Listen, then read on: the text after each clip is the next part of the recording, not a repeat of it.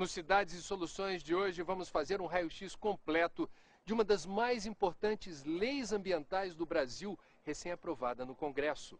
O que muda no país? O que muda na sua cidade? Na sua vida? Com a Política Nacional de Resíduos Sólidos.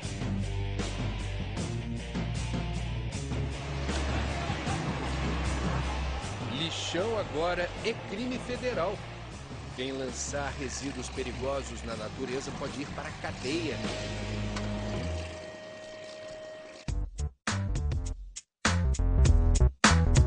Os novos caminhos da reciclagem e das cooperativas de catadores. Sinal verde para o aproveitamento energético do lixo. Especialistas ouvidos pelo Cidades e Soluções explicam o novo marco regulatório do lixo no Brasil. O resíduo não vai mais poder ir para o aterro. Ele vai ter que ser processado antes da sua destinação final. Ao definir um marco regulatório nacional, nós temos a oportunidade de ter um ambiente para investimentos mais tranquilo no longo prazo. Com certeza, isso vai ter um impacto de qualidade de vida, de saúde, de bem-estar muito grande.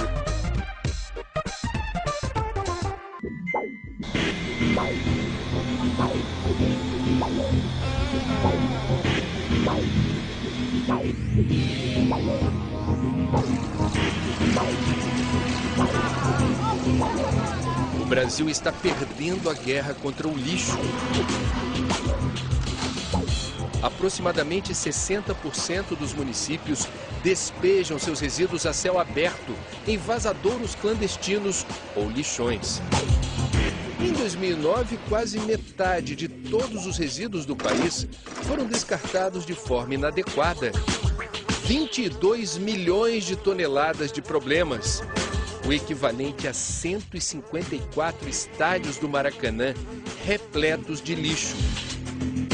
O resultado disso nós já conhecemos: contaminação do solo, das águas, do ar, proliferação de doenças, catadores que se misturam perigosamente com o lixo.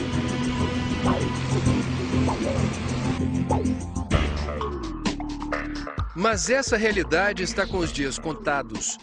Depois de 21 anos tramitando no Congresso Nacional, a Política Nacional de Resíduos Sólidos foi finalmente aprovada. Já temos um marco regulatório para o lixo. Nós temos a oportunidade de dar um salto de qualidade, trabalhando a questão da conscientização da população, da organização, da operação da coleta seletiva, definindo o papel de cada ator, né, o papel da prefeitura, o papel dos catadores, do setor empresarial. Então, com isso, a gente tem a oportunidade de atrair investimentos. Porque hoje, André, o que acontece? Nós temos leis diferentes em municípios, em estados, leis que dizem coisas diferentes. Você gera um ambiente regulatório instável e você, com isso, dificulta a atração de investimentos. Então, agora nós temos a oportunidade de, ao definir um marco regulatório nacional, nós temos a oportunidade de ter um ambiente para investimentos mais tranquilo no longo prazo.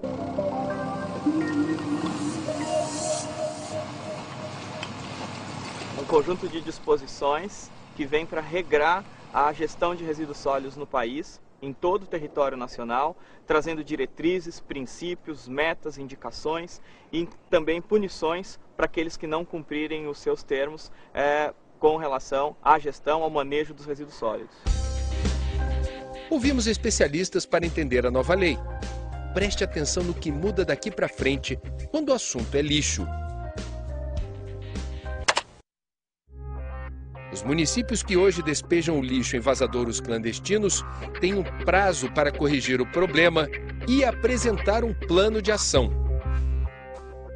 A lei estabelece 4 anos para fazer isso. Os municípios, desde 2007, com a lei federal do saneamento básico, já têm uma obrigação de fazer um plano de gestão de resíduos, junto com um plano de águas e um plano de esgoto. Agora, a lei de resíduos traz essa obrigatoriedade, reforça essa obrigatoriedade e dá o prazo de 4 anos para ser feito. Municípios pobres que não têm, por exemplo, recursos para contratar uma empresa que organize o aterro sanitário, que é uma obra de engenharia. Sim. O aterro sanitário é caro. Sim. Como fica a situação dos municípios pobres? A primeira solução que eles têm à disposição é a conjunção de esforços através do estabelecimento de consórcios públicos, em que eles podem se reunir e solucionar um problema comum de uma maneira integrada. Você já viu aqui no Cidades e Soluções o exemplo de um consórcio intermunicipal de lixo no interior do Rio Grande do Sul. 11 cidades pequenas se uniram para fazer a coleta, o transporte e a destinação final do lixo para um aterro sanitário. A matéria orgânica é separada para compostagem e vira adubo de excelente qualidade. O consórcio instituiu a coleta seletiva e o dinheiro obtido com a venda dos recicláveis é dividido pelas cidades.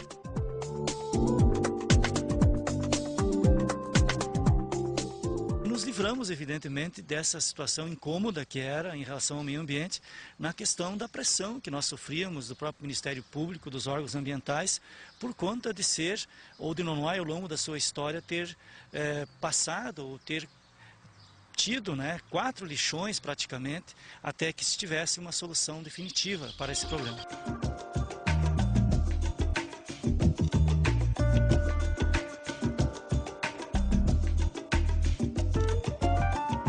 A segunda solução que se tem, e todos os municípios têm isso à sua disposição, é a cobrança pelos serviços, que no Brasil não é praticado, embora já tenha sido julgado legal pelo Supremo Tribunal Federal, seja utilizado em vários países do mundo, mas parece que os nossos administradores têm um pouco de ressalva com relação a isso. Taxa do lixo. Exatamente. Tem várias formas de ser feito, você pode fazer inclusive pela mensuração real, tal como é feito com água, com pulso telefônico, com energia elétrica, com celular. É um serviço público que tem que ser custeado por aquele que gera o resíduo, que na verdade é o cidadão. Quando a gente fala de criminalizar, que é o que aparece na lei, com pena passível de prisão, aquele que colocar no lugar inadequado lixo perigoso. O que é lixo perigoso e qual é a pena prevista?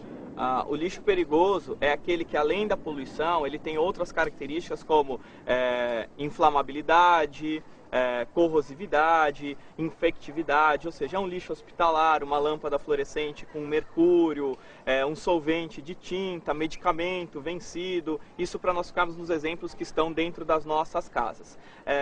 Aquele que tiver a disposição inadequada ou que não der o destino adequado para esse tipo de material, ele também está inserido na Lei de Crimes Ambientais e pode ser punido, além de multa, com prisão. A nova lei estabelece pena máxima de 5 anos de reclusão e multa, que varia de acordo com o dano causado. A precificação é você tentar quantificar uma externalidade assombrosa. A gente quer ver um exemplo?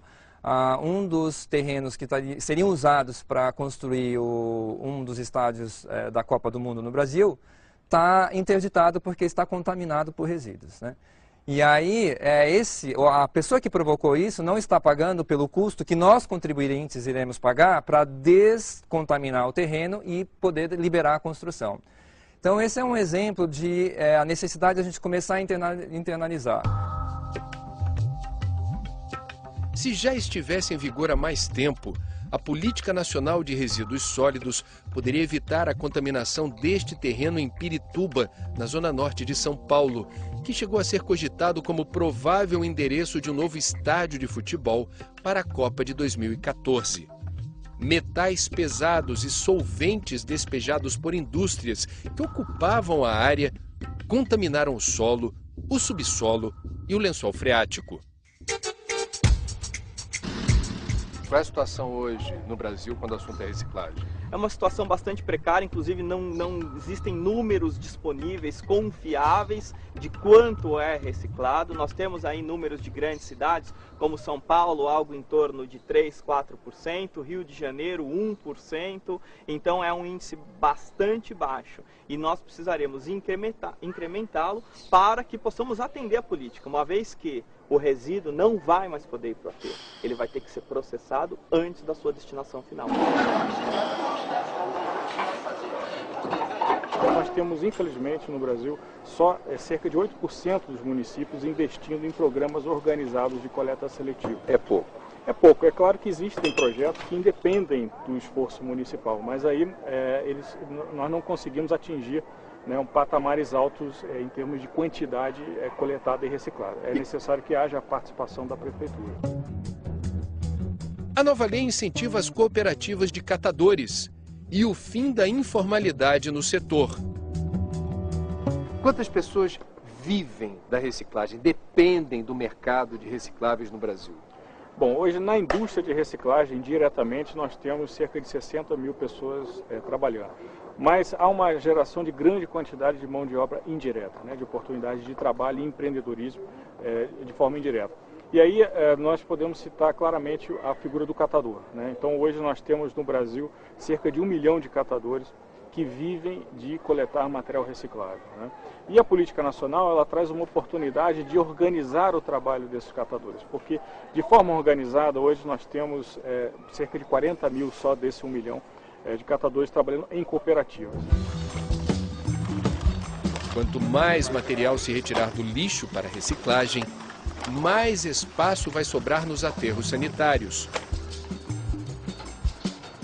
Os aterros terão mais espaço ao longo dos anos para receber os resíduos e realmente nós teremos resolvido hoje um problema que afeta as grandes cidades, que é o esgotamento de áreas para receber esse tipo de empreendimento, esse tipo de obra. Nós já temos aí as cidades sem área disponível para a construção de novos aterros, muitos dos aterros atuais estão em fim de vida útil e estão indo cada vez mais longe. Para dar um exemplo, o aterro sanitário que atende o município de São Paulo está a cerca de 30 quilômetros da cidade.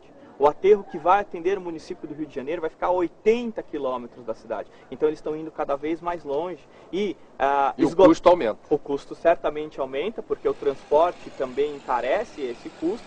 E a dúvida que fica é o seguinte: esgotadas essas áreas que hoje estão, para quantos quilômetros nós vamos levar esse resíduo? Com o aumento, o incremento da coleta seletiva e da reciclagem, a ideia é você diminuir a pressão, então, sobre esses aterros, de maneira que, num primeiro momento, a gente tenha mais matéria orgânica apenas nesses aterros, e depois, no futuro, com o incremento da compostagem, que é um outro desafio grande que nós temos no Brasil, né, de reciclar a matéria orgânica, a ideia é que os aterros recebam apenas o rejeito, né? Rejeito do quê? Aquilo que não pode ser nem reciclado ou não pode ser recuperado de forma energética, né, através da incineração, ou mesmo a cinza da incineração. Vai acabar aquela história do cidadão separar o lixo em casa, levar para a rua e o caminhão do lixo misturar o que é reciclável com o que não é reciclável? Esse é um gargalo que nós temos, né, que é a parte operacional do sistema de coleta seletiva. A gente espera que isso ocorra, mas de um outro lado a gente tem também aí um trabalho de médio e longo prazo, que é a educação da população. Porque um dos principais gargalos hoje da coleta seletiva no Brasil é a baixa participação ainda da população, né? É verdade que em muitas situações a população quer participar e não sabe como. Ou então participa e tem alguma frustração por um problema operacional. E a prefeitura não ajuda. Exatamente. Então este é um problema que a gente imagina que o gargalo operacional então vai ser vencido a partir dos novos investimentos na organização do sistema, mas há um tempo aí que nós precisamos para que o consumidor dê uma resposta, né, o cidadão dê uma resposta, porque isso passa pela base de tudo, que é a educação.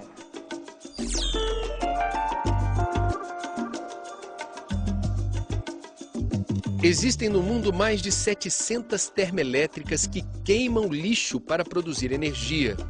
O custo é alto, mas para cidades onde não há mais espaço para depósitos de lixo, pode ser uma solução. No Brasil só existe uma usina funcionando em caráter experimental no campus da Universidade Federal do Rio de Janeiro, na Ilha do Fundão. Nós já mostramos no Cidades e Soluções como funciona a usina verde. Na ponta da esteira, o lixo que já passou pela triagem é lançado dentro do forno. E cada etapa desse processo é acompanhado online aqui da sala de controle. Tem até uma câmera acompanhando em tempo real tudo o que acontece no lugar onde esse lixo é queimado para se transformar em energia. Quais são os horizontes que se abrem a partir disso? Nós temos que realmente estudar a viabilidade econômica desses processos. São processos tecnológicos caros em comparação aos outros processos disponíveis, mas terão que ser implementados, principalmente nos grandes centros, para propiciar a redução de volume. Além de tecnologia de queima, nós já temos outras disponíveis no mundo para geração de energia, inclusive da matéria orgânica. O resíduo urbano brasileiro é rico em matéria orgânica, cerca de 50%, 60% do nosso lixo é composto de material orgânico. Esse material orgânico, quando processado por tecnologias viáveis, você pode, além de torná-lo adubo, fertilizante, captar o gás dessa decomposição e esse gás ser utilizado como combustível em indústria, em veículos e até mesmo para geração de energia elétrica. Então nós temos uma gama bastante ampla que vai precisar ser implementada a partir da política. Essa é uma parte que eu considerei particularmente difícil de compreender. Como é que se promove a responsabilidade compartilhada? No texto da lei é fácil. E na prática? Vamos dar um exemplo. Como seria a responsabilidade compartilhada de uma garrafa de refrigerante de plástico tipo PET? Ela começa no momento do consumo. O consumidor ele vai fazer a opção pelo material que ele entender que melhor vai atender às necessidades para cumprimento da política. Então, fazendo esse consumo, a hora que ele consumiu o refrigerante, está com a garrafa na mão, ele, pelos princípios de ordem de prioridade na gestão, ele vai refletir se essa garrafa pode ser reutilizada ou não. Então, é o primeiro juízo de valor que ele fará. Feita essa opção e reutilizando ou não, no momento que ele tiver que descartar, ele vai ter que cumprir o seu papel e descartar essa garrafa no local adequado, no momento adequado, para propiciar a coleta dessa garrafa PET. O setor produtivo, e aí entra fabricante, comércio, distribuidor, vai ter que fazer uma cooperação com o poder público para viabilizar o retorno desse material PET para um centro de reciclagem, de forma que ele possa se tornar uma matéria-prima para um novo processo produtivo. E o poder público vai ter que viabilizar esse ciclo de forma que o PET chegue possível de ser reciclado. Nós teremos realmente um boom nesse setor, o setor vai crescer bastante, porque hoje nós temos uma grande parcela de resíduos que está na ilegalidade e terá que vir para a legalidade, então já criando um mercado, criando novos postos de trabalhos formais, criando novos sistemas, trazendo desenvolvimento tecnológico para o Brasil. O Brasil vai ter que incrementar a pesquisa tecnológica, novas tecnologias, porque nem sempre aquilo que funciona lá fora funciona aqui, então nós temos que ter tecnologia adaptada à nossa realidade, às características do nosso resíduo. Os nossos municípios terão que criar novas formas de envolver a população, envolver o cidadão, trazendo-os para esse sistema. De olho no comportamento dos mercados, Hugo Penteado se acostumou a ver o mundo através dos números que interessam ao setor bancário. Mas o economista também critica o modelo de desenvolvimento que exaure os recursos naturais não renováveis. Para ele, tão importante quanto uma política nacional de resíduos sólidos é reconhecer que a origem do lixo continua sendo um problema difícil de resolver. Economista pensa em lixo? Olha, infelizmente a economista tradicional não pensa, porque infelizmente a teoria econômica tradicional que rege o nosso mundo, ela tem um defeito de nascença muito grande, e os economistas dificilmente irão reconhecer isso. Diziam os mafiosos que a gente só pode reconhecer um erro quando a gente consegue atribuir a alguém. E no caso, os economistas não conseguem atribuir a alguém o fato que a economia para eles é um bicho sem boca, sem estômago, de onde vêm os recursos pouco importa, não tem intestino nem reto, para onde vão os resíduos pouco importa. O sistema econômico para os economistas está totalmente descolado do planeta e do meio ambiente, só tem sistema circulatório. As leis que se aplicam dentro da teoria econômica tradicional seriam válidas mesmo que esse sistema estivesse em Marte. Ele não tem contato nenhum com o meio ambiente da Terra. Esse é um dos problemas maiores que, infelizmente, a teoria econômica tradicional acaba acarretando um modelo que é gerador de lixo crescente. Não só lixo, poluição, resíduos, dejetos, contaminação química. Então isso não é enxergado pela teoria econômica tradicional, infelizmente.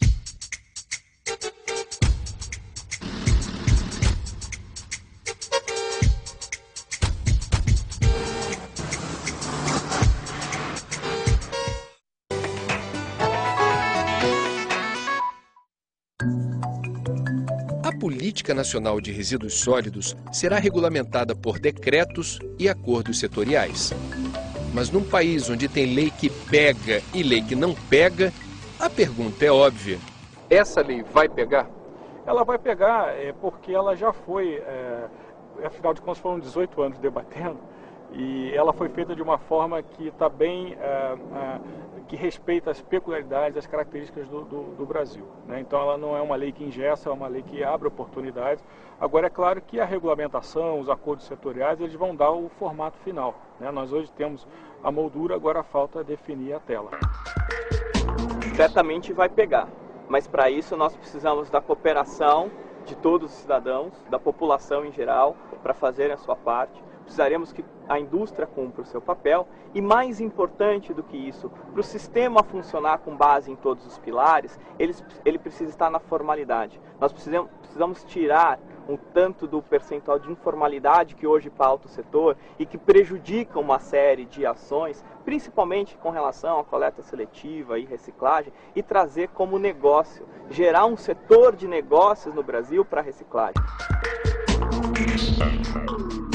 No programa de hoje você viu que a Política Nacional de Resíduos Sólidos terá impactos sociais, econômicos e ambientais importantes e que o Brasil tem tudo para ser um país melhor com a sua implementação.